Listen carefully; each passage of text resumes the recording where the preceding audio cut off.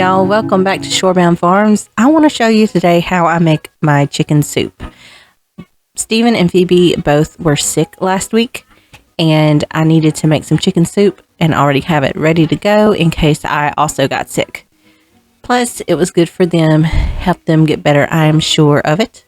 And I started with boiling one of my chickens that we grew. It was actually our last whole chicken. And now I'm cutting up celery, and Phoebe is trying to help. I cut up about 6 or 7 celery ribs. Now I'm going to cut up onion. I cut up a whole onion. I wanted to try to make enough chicken soup that I could can it, because usually we go through it so fast and we eat so much, and I want to be able to have some that I can pull out of the pantry anytime we are sick or if we need a quick meal. I'm trying to make extra anytime I make something and can it up or freeze it so that it's another meal we have available. I think I only had like 5 carrots left, so I used what I had.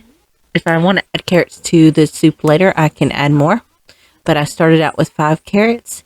I peeled them up, cut them up, and I'm just throwing all of my vegetables in one bowl because it's all going to go in the stock together.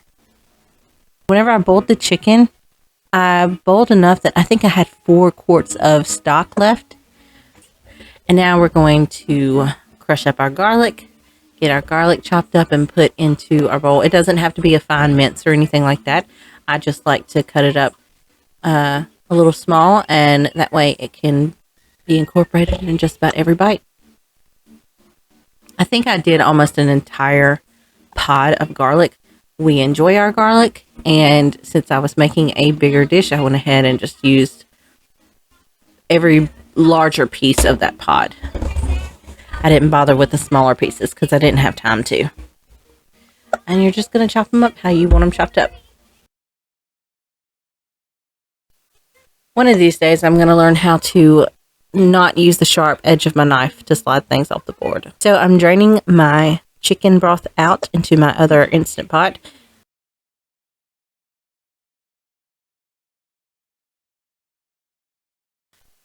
Once my broth is out, I go ahead and dump all of the vegetables into the broth. And I let my chicken drip into the other pot because there will be some extra broth that'll come off of that, and I'll just go ahead and pour that into the same container.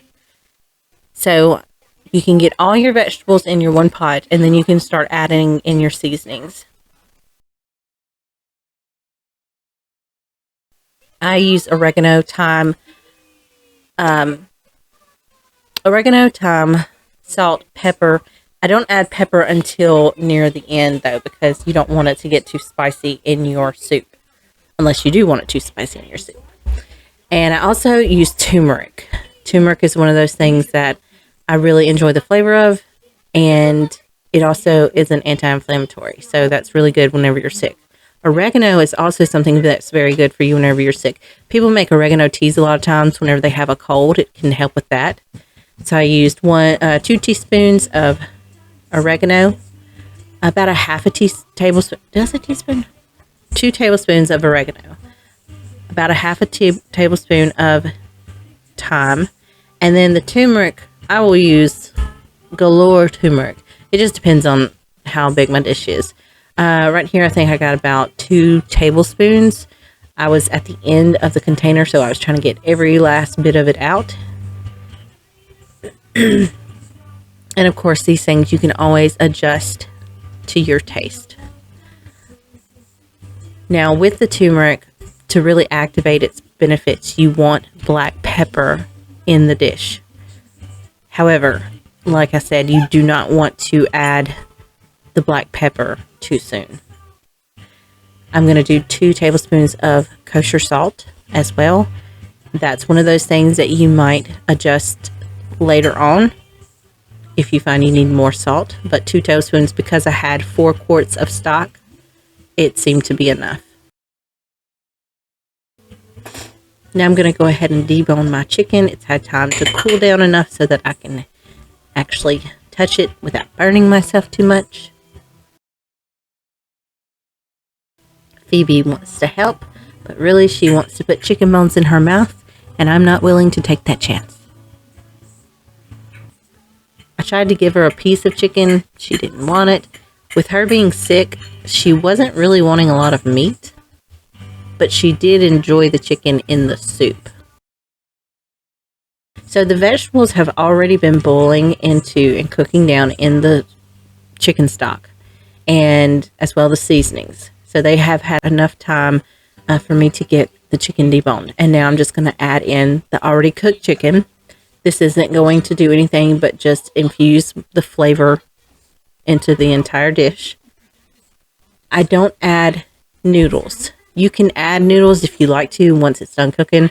I usually do a slow cook overnight with this. If you want to use your Instant Pot setting, really you don't need to do anywhere but between 15 to 30 minutes to get a nice infused flavor. Now here's what I actually like to put in our soup. I like quinoa. We used to have it over rice and sometimes noodles, and we may still do that every now and then, but I actually enjoy quinoa in the chicken soup. Stephen and Phoebe both seem to like it as well. Phoebe especially, she will eat it up. So quinoa, you kind of make it about the same way you would rice. I toast it a little bit, and then I will add in water. You can do it about a 2-to-1 ratio, but I actually did 4 quarts of chicken stock, chicken broth with the quinoa. And you bring it to a boil, and then you cover it, and you put it on low heat for however long. And then you can come back and check it and see how it has some extra broth in it still. I put more broth than it needed to cook so that whenever I added it to the soup, it wasn't just taking all of the broth from the soup. We would have some still. And I was very excited that I had 3 quarts of chicken soup that I was able to can up. And the thing is that this doesn't have any quinoa or rice or noodles or anything added to it. So whenever I get ready for this soup, all I have to do is pop it in a pot, heat it up, probably go ahead and add my quinoa to it, and add a little bit more broth or water, and it will be probably about 2 quarts from 1 quart. And that is the end of our video. I really hope you enjoyed this recipe. I hope you give it a try. It is my favorite way to make chicken soup, and I feel like it helps us get better a lot faster in most cases. Thank you for watching our video. Please subscribe to our channel if you haven't already. Leave us a like and a comment, and let me know if you made the soup. And you can find us on Facebook and Instagram at Shorebound Farms. Have a great one, y'all. Bye.